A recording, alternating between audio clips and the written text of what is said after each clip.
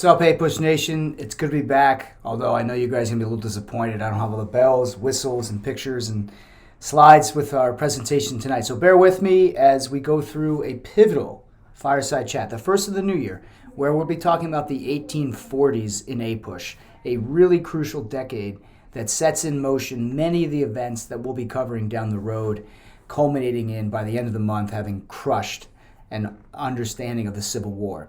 So let's get into the 1840s, and we're going to start with a concept that runs throughout as a continuity in the 1840s and into the 1850s. And on the surface, this topic does not seem like it would be a major player in the Civil War causes. But everything we look at in the 1840s and 1850s is a continuation of the all-important idea of sectionalism and how that sectionalism crisis grew to such an extent that eventually America would rip itself apart through the Civil War. So keep this in mind as we progress through these various topics. And the first thing I want to hit you hard with in the 1840s is the idea of manifest destiny. Manifest destiny was the idea that the United States should expand its territorial reach from Atlantic all the way to Pacific Ocean. And in the process of expansion from sea to shining sea, the United States as a whole, as a nation, and politically speaking especially, began to steer policy towards promoting the growth of the West at all costs. This was a main initiative of the Democratic Party, and Democrats especially pushed this. Martin Van Buren, Andrew Jackson, they were our main Democrats from the 1830s, and we'll be mentioning James K. Polk as a key Manifest Destiny president a little later in this talk.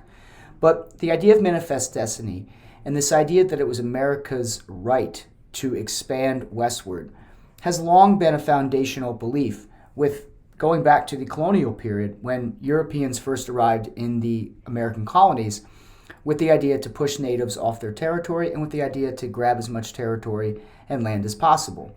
We've seen elements of Manifest Destiny going back to the 1600s, but arguably one of the first episodes of Manifest Destiny we've discussed in this class in the 1830s was the Trail of Tears and the Indian Removal Act of the 1830s that culminated in brutal forced removal of not just the Cherokee, but many other native tribes. So there's no doubt that Manifest Destiny was an undercurrent even before the 1840s. But by the 1840s, it had started to become entrenched in the belief system of many American politicians and many American people. Nobody embodies the idea of Manifest Destiny better than the man who coined the phrase, John L. O'Sullivan. John L. O'Sullivan was an American newspaper editor, and later he was an ambassador to Portugal. But John L. O'Sullivan coined the phrase Manifest Destiny. We'll take a look at the primary source passage tomorrow in class, so you'll get a full read of it as an activity we'll do along with Team Trivia. But he was the guy who coined the phrase in the 1840s. And so the phrase becomes now synonymous with Americanism, or this idea that the United States was going to march and move across the country at all costs. That meant whether it was trade routes, that meant whether it was transportation modes, that meant, canals and roads. We're not quite to railroads yet. Railroads would start mostly becoming to the United States in the 1850s in small scale, but eventually that will be the railroads. But the United States by the 1840s was full on with the idea of Manifest Destiny. But the lingering question that's going to become synonymous with Manifest Destiny is if the United States is going to spread and move west through trails, through trade routes. The Oregon Trail is a great example. The Oregon Trail is a great example of that westward expansion. For those of you that have played the popular computer game in the past, we won't be doing that, although that was part of my childhood. But with the growth in the American West, comes the question of should slavery expand into these new territories? Now, we've already addressed the question of expansion, which is the fact that the Missouri Compromise was the governing policy But that 3630 line didn't account for all the land that the United States was acquiring as it moved further and further west. And of course, with any manifest destiny question about slavery's expansion also comes the question of what to do with Native Americans, which was a pretty simple answer in terms of the United States policy at the time, which was to move on and just ignore or combat the native problem by seizing the land forcibly. So there really was no debate over how the United States would handle the native question, but the debate over slavery is going to be one of the main causes of growing sectionalism with relationship to manifest destiny. The reality is, manifest destiny is one of the most demanding themes of the 1840s, but there are other elements that I want to share with you. So long as we can appreciate the fact that manifest destiny is a galvanizing theme, we're going to be good to go here by the time we get to the 1840s and 50s. So just keep this in your back pocket for now. But let's talk about the political movement that started at the end of the 1830s and would spill over into the 1840s. Andrew Jackson had a profound effect on American politics, one that we covered very heavily before the winter break. And in response to Andrew Jackson's growing expansion of power and the Democratic Party's rise to winning 3 consecutive terms, right? You had Jackson twice, then Martin Van Buren. But with the turmoil that ensued with Van Buren's presidency, many former Democratic Republicans formed a new political party to challenge the Jacksonian Democrats. And this new political party was known as the Whig Party. Not because they were Whigs. If that were the case, they'd all go to Barbers and brew. But the Whig Party was some of the old guard of the Democratic Republicans. The Whig Party formed in the late 1830s, again, in direct response to the growing power of the Jacksonian Democrats. And for about a decade or so, the Whig Party was the second major political party in America. Who supported the Whigs? I'm going to give you a broad list here of categories. Lots of finance and business people. Right? They were supporters of Henry Clay's American system. Clay was, after all, one of the main Whigs in the United States. So manufacturers, factory owners, big business owners, these were people that supported the Whig Party. You also had a lot of social reformers, Protestants, so people of the Second Great Awakening. Many of those preachers and people that got swept up in the Second Great Awakening, they were devout Protestants, and they were a big part of the Whig Party's base. You also had this emerging middle class.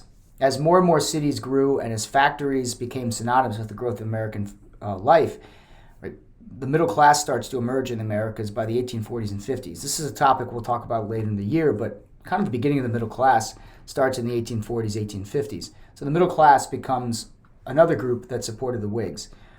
Many Whigs were also anti-slavery, and many Whigs were also against manifest destiny. I say many because we can't lump everybody into one category. That's like today saying that all Democrats are against abortion. That's just not accurate.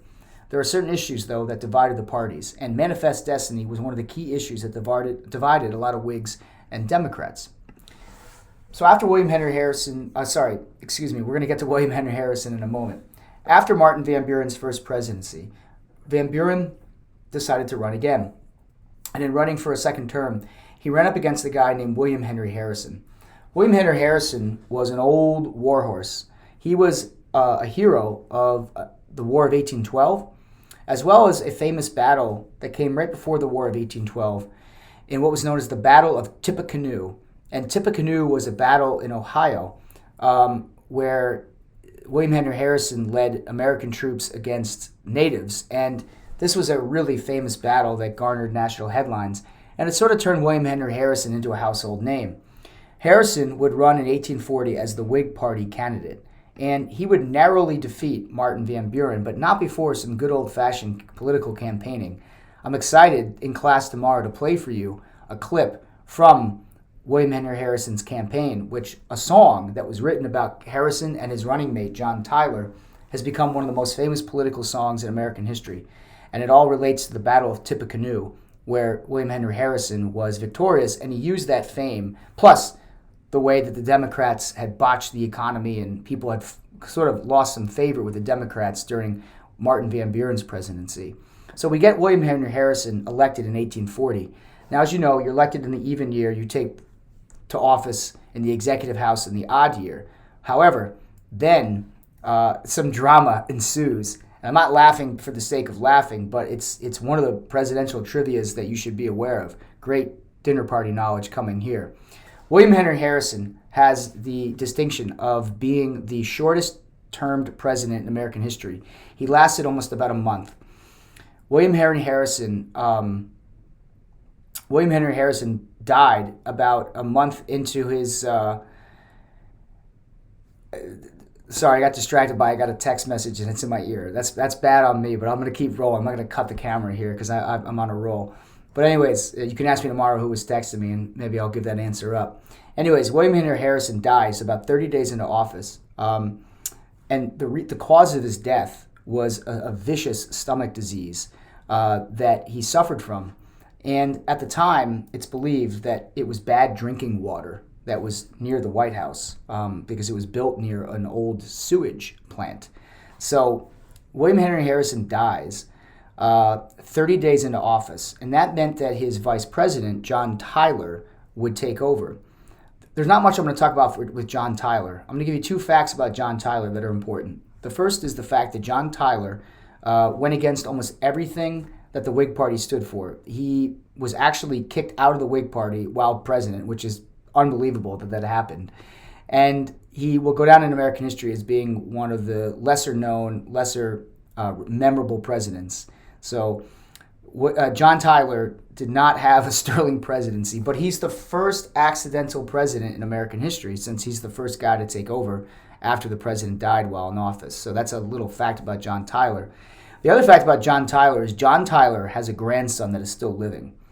And I'll show you a graphic in class how it's even freaking possible. But John Tyler has a grandson that is still alive in the United States today. And we're talking about a guy who was president in the 1840s. Unbelievable. So we'll get into that a little bit tomorrow as kind of a little bit of a fun break in the action. But anyways, let's get back on track to finish this fireside chat with one more topic we need to cover about presidents. So Tyler gets kicked out of the Whig Party, and the Whig Party is all in disarray by the time it's 1844. And 1844 is the next presidential election. And in 1844, the Democratic candidate, James K. Polk, is going to prevail. And Polk will win the presidency primarily on a manifest destiny platform. He was all in, locked in on manifest destiny. That was one of the reasons Polk was elected. I'll give you two examples that supports just how popular Polk's manifest destiny ideas were. The first is that when Polk campaigned for president, the United States was engaged in diplomatic tensions with our old friends, the British, over territory in the Pacific Northwest. Think of like Oregon, Washington, Vancouver, like that region of the world. The reason for the tension was the fact that Oregon was a primary destination for fur traders that rode the Oregon Trail across the middle of the United States and up into the Pacific Northwest. The Oregon Trail brought thousands of settlers, not just Americans, French, Russian, British, etc. So both sides wanted that territory. And Polk campaigned on the idea that he was going to take that land, north of Washington state, including up into modern-day Canada, against the British at all costs. In fact, one of Polk's campaign slogans was 54-40 or fight.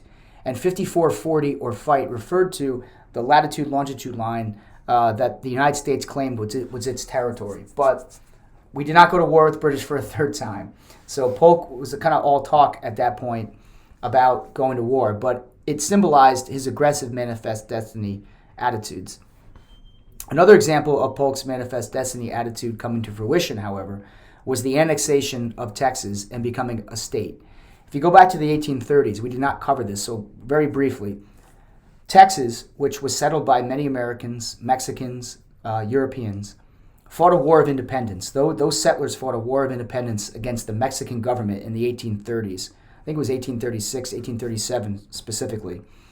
The settlers won the war. They succeeded, even though the debacle at the Alamo has lived on as an example of American history. The Alamo was not a part of American territory.